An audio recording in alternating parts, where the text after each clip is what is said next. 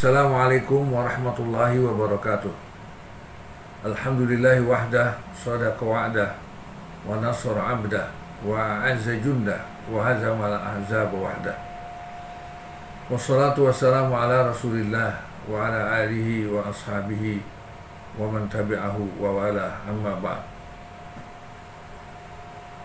Biasanya kita berpikir bahwa seseorang yang melakukan ibadah saum akan lemah, akan berkurang atau hilang kekuatan dari dirinya. Padahal ibadah saum adalah bukan ibadah yang menjadikan pelakunya lemah, tapi justru sebaliknya, pelakunya akan menjadi seorang yang kuat. Kenapa? Karena kekuatan yang hakiki, kekuatan yang sebenarnya adalah kekuatan jiwa, bukan kekuatan fisik. Tapi jiwa yang kuat akan mengokohkan fisik atau badan yang lemah menjadi kuat, dan sebaliknya, fisik yang kuat tetapi jiwanya lemah, dia akan menjadi manusia yang lemah. Oleh karena itulah, ketika umat Islam sudah hijrah ke Madinah atau ke Yathrib, kemudian menjadi negara Madinah, Al-Madinah Al-Munawwarah, kota yang cemerlang karena disinari oleh sinar Allah, nur, munawwar, munawwir Allah, munawwar yang disinari oleh Allah. Munawwarah Madinah Al-Munawwarah adalah sebuah negara, sebuah kota yang menjadi jaya, menjadi cemerlang karena sinar Allah, yaitu wahyu atau Al-Quran. Negara Madinah baru berdiri 2 tahun. Umat Islam masih sangat lemah dalam urusan ekonomi, urusan militer, urusan persenjataan, dalam segala urusan. Negara yang masih merangkak dalam masih keadaan lemah, dan ini diketahui oleh Mekah sebagai satu negara juga, sebagai satu pemerintahan juga, di mana umat Islam hijrah dari Mekah, keluar dari Mekah, meminta bantuan ekonomi, bantuan politik dari penduduk Yathrib yang kemudian menjadi bangsa baru, yaitu bangsa Madinah. Melihat kelemahan ini, maka pemerintahan Mekah mempersiapkan tentara reguler, tentara yang telah terlatih, senjata impor dari Syam sebanyak 1000 personil tentara untuk menghabisi Madinah, untuk meratakan Madinah dengan tanah. Berita akan menyerangnya tentara Mekah ini ke Madinah terdengar oleh Rasulullah SAW. Maka Rasulullah SAW berprinsip bahwa dakwah dengan hikmah, dakwah bil hikmah, ud'u ila sabili rabbika bil hikmah wal mau'izah hasanah, mengajak orang kepada Islam, mengajak orang kepada jalan Allah dengan bijak, dengan adu argumentasi, dengan bimbingan. Tetapi apabila wilayah akan dirampas, akan direbut, akan dijajah oleh bangsa lain, tidak ada kata lain kecuali mengibarkan bendera jihad, bendera perang, untuk mempertahankan diri dari penyerbuan tentara-tentara musuh yang ingin menghabisi Islam dan umat Islam. Pada waktu itu baru tahun kedua hijrah, dan pada tahun kedua hijrah inilah disyariatkan ibadah saum. Turunnya ayat ya ayyuhalladzina amanu kutiba alaikumusiyam kama kutiba alal ladzina min qablikum la'allakum tattaqun, itu pada tahun kedua hijrah. Jadi sebelum hijrah belum ada ibadah saum. Ibadah sholat pun disyariatkan pada tahun 11 kenabian, ya, yaitu 2 tahun sebelum hijrah, karena hijrah adalah tahun 13 kenabian atau umur Nabi pada saat berusia 53 tahun. Baru tahun kedua hijrah maka mempersiapkan tentaranya 1000 personel untuk menyerbu Madinah. Sebelum Madinah kuat, Madinah masih merangkak, maka Rasulullah mengumpulkan para pemuda, semuanya diwajibkan jihad, dari yang muda sampai yang tua. Hanya terkumpul 313 personil dengan persenjataan seadanya, dengan dana untuk logistik. Tidak ada anggaran, maka Rasulullah kemudian mengumpulkan para sahabiah, para wanita-wanita Ansar, dan mereka menyerahkan perhiasan, gelang, emas, cincin, dan segala rantai di leher dan segala sebagainya, perhiasan emas itu mereka serahkan kepada Rasulullah untuk biaya membeli senjata dan membeli perbekalan logistik untuk perang. Dan Rasulullah tidak mau untuk tentara musyrikin kafirin masuk ke wilayah Madinah, ke wilayah kota di mana terdapat penduduk yang mungkin korbannya akan jauh lebih besar. Maka Rasulullah memilih keluar dari kota Madinah, dari wilayah negara Madinah. Kemudian Rasulullah berkumpul mengelilingi di mata air Badar. Dan tentara Mekah setelah mengetahui tentara Rasulullah di mata air Badar, maka mereka dengan begitu nafsu untuk menyerbu Badar, maka perang terjadi, dan perang itu diberi nama Perang Badar. 313 melawan 1000 tentara Mekah dengan persenjataan yang lengkap, dengan tentara yang terlatih. Disitulah Rasulullah SAW mengajarkan satu sunnah, bahwa berdoa itu setelah siap untuk berhadapan dengan tentara musuh, bukan berdoa kemudian tidak berusaha. Dari lahir sampai wafat berdoa, tapi tidak ada usaha yang dilakukan, tidak.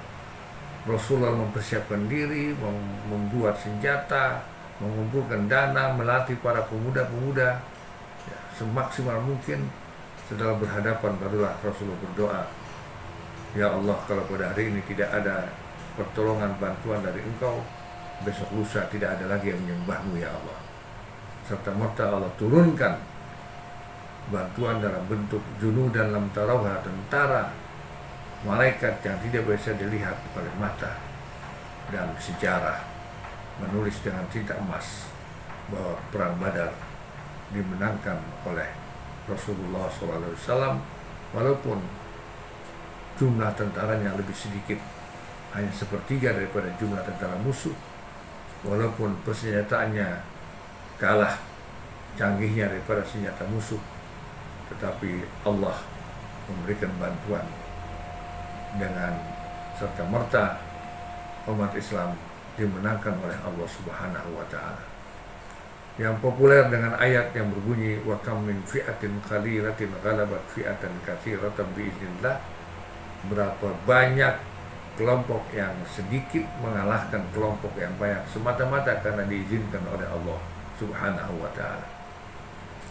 Nah, yang menjadi catatan di dalam tausiah ini adalah bahwa tentara Islam, relawan-relawan yang akan berperang ke Badar ini, mereka baru saja melaksanakan ibadah saum. Tahun pertama ibadah saum disyariatkan, mereka harus berperang secara fisik, dan Rasulullah tidak memerintahkan untuk membatalkan saum. Berarti mereka berhadapan dengan musuh dalam keadaan lapar, dalam keadaan haus. Sedangkan perangnya perang tanding, perang fisik, seperti orang berkelahi, seperti orang bertinju, seperti orang bergulat. Nah, ternyata Perang Badar menjadi satu bukti bahwa ibadah saum bukan melemahkan, tapi ibadah saum malah menguatkan. Apa yang dikuatkan?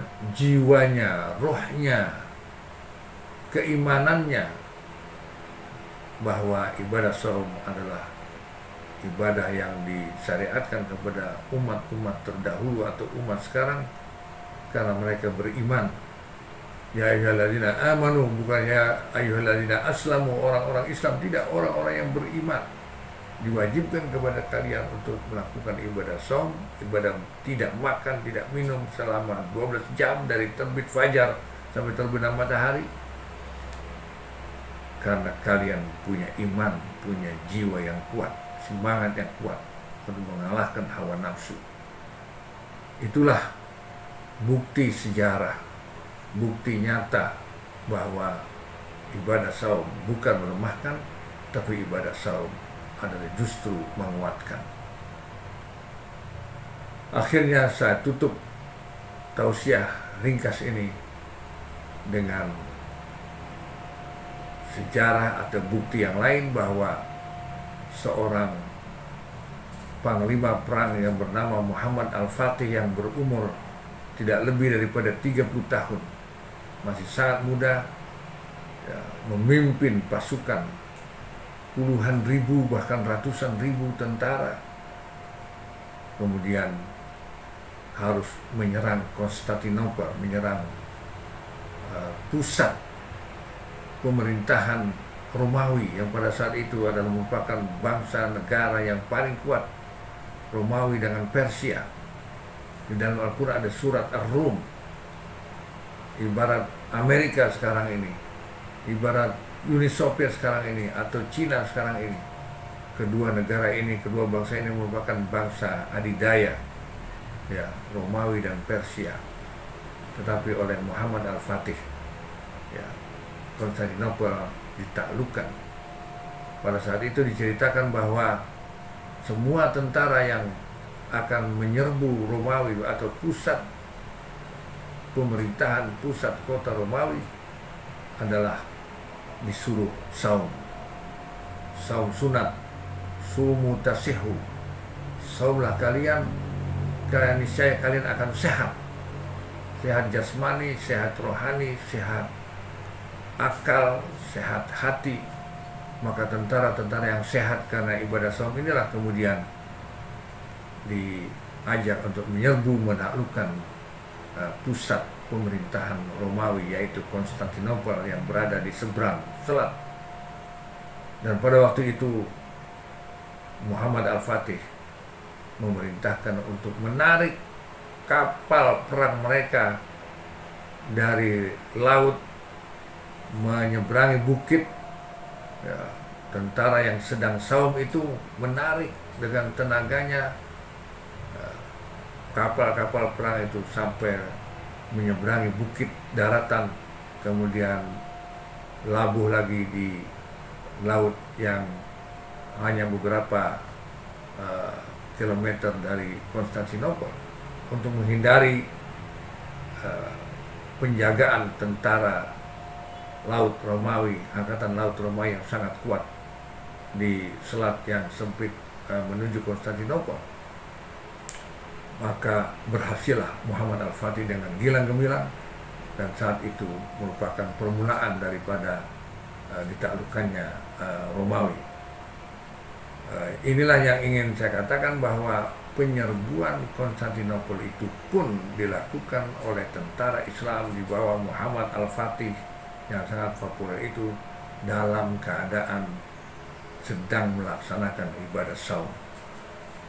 Kalau ibadah saum itu melemahkan, ya, manusia menjadi lemah karena saum, tidak mungkin bisa menaklukkan Konstantinopel, tidak mungkin bisa memenangkan perang Badar. Maka umat Islam wajib meyakini bahwa ibadah saum adalah bukan melemahkan tapi menguatkan iman, menguatkan jasmani, menguatkan segala sesuatunya. Billahi taufiq wal hidayah. Wassalamualaikum warahmatullahi wabarakatuh.